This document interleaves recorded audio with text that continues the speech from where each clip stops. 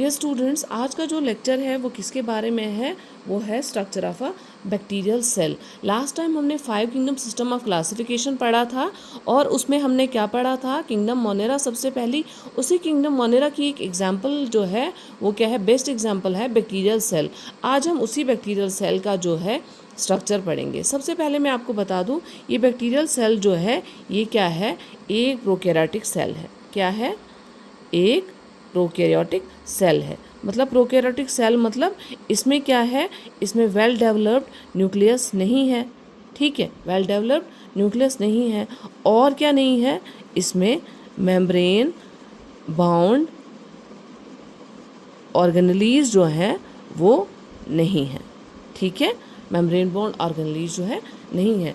और अगर ये चीज़ें नहीं हैं, ट्रू न्यूक्लियस नहीं है और मेम्ब्रेन बाउंड ऑर्गेनेलीज नहीं है, लेकिन डिस्पाइट दीज, ठीक है, ये क्या कर पाता है? ये बैक्टीरियल सेल अपने लाइफ प्रोसेसेस इजीली कैरी कर पाता है, जैसे कि ग्रोथ, जैसे कि रिप्रोडक्शन, जैसे कि रेस्पॉन्स टू द एनवायरनमेंट।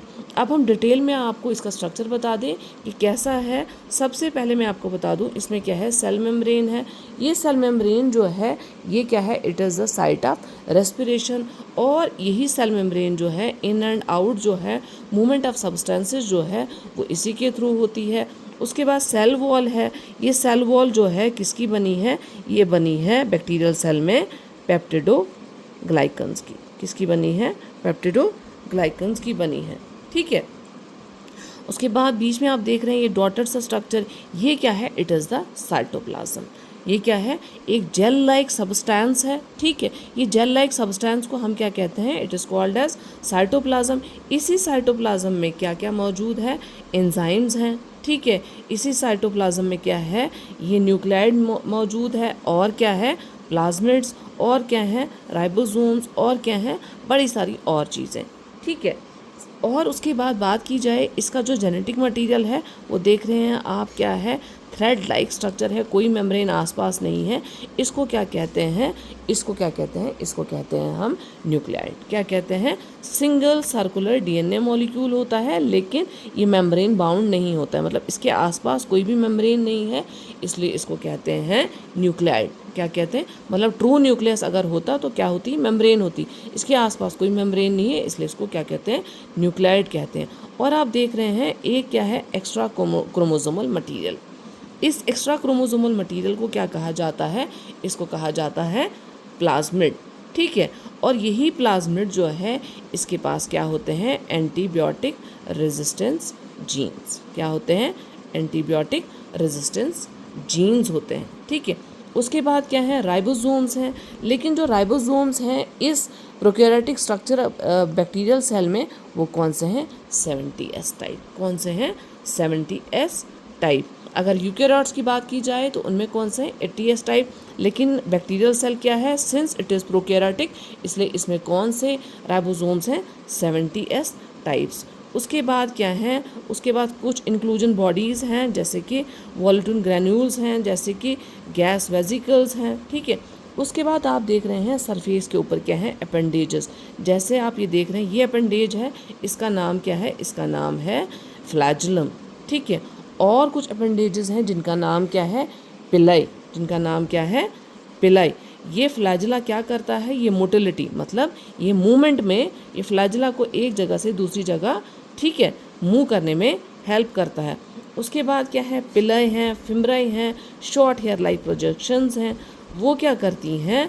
ये पिलाई क्या करती हैं? इसको अटैचमेंट ऑफ सरफेस में ये पिलाई क्या करती हैं? किसी भी सरफेस के साथ इसको अटैच होना है तो ये क्या करती हैं? अटैचमेंट में हेल्प करती हैं। और यही फिम्ब्राई भी यही हेल्प करती हैं। और कुछ पिलाई जो होते हैं वो क्या बोलते हैं? उनको बोलते हैं सेक्स पिलाई। ठीक है, ये सेक्स पिलाई क्या करते हैं? ये हेल्प करते हैं कंजुगेशन में। क्या करते हैं? हेल्प कंजुगेशन में। इसका मतलब अगर हम समराइज़ करें तो क्या क्या है इसमें? ये जो है बैक्टीरियल सेल जो है उसमें क्या क्या है? सेल मेम्ब्रेन है। ठीक है, जिस सेल मेम्ब्रेन का काम क्या है, इस सेल मेम्ब्रेन का काम है ट्रांसपोर्ट करना और ट्रांसपोर्ट ऑफ सब्सटेंसेस और रेस्पिरेशन। उसके बाद सेल वॉल है, ठीक है, इस सेल वॉल जो है इसका काम क्या है, सेल को एक शेप देना और प्रोटेक्शन देना, और किसकी बनी है, पेप्टिडोग्लाइकन की। उसके बाद जो है, उसके बाद फ्लूइड्स जेल लाइक सब्सटेंस है, साइटोप्लाज्म, ये क्या है, it is the site of metabolism. उसके बाद जेनेटिक मटेरियल है जिसको हम न्यूक्लियोइड कहते हैं। उसके बाद एक्स्ट्रा क्रोमोसोमल मटेरियल है जिसको हम प्लाज्मिड कहते हैं। उसके बाद राइबोसोम्स है जो कौन से हैं, 70S टाइप है, और उनका काम क्या है, प्रोटीन्स बनाना। उसके बाद क्या है, फ्लैजिला है जिनका काम है मोटिलिटी। उसके बाद पिलाई है और फिम्ब्राई हैं जिनका काम है अटैचमेंट एंड कंजुगेशन।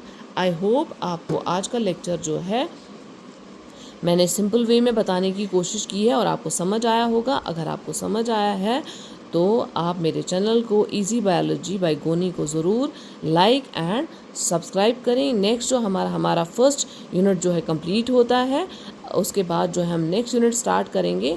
कौन सा यूनिट, थर्ड स्टार्ट करेंगे, जो टिश्यू सिस्टम के साथ डील करता है। Thank you for watching.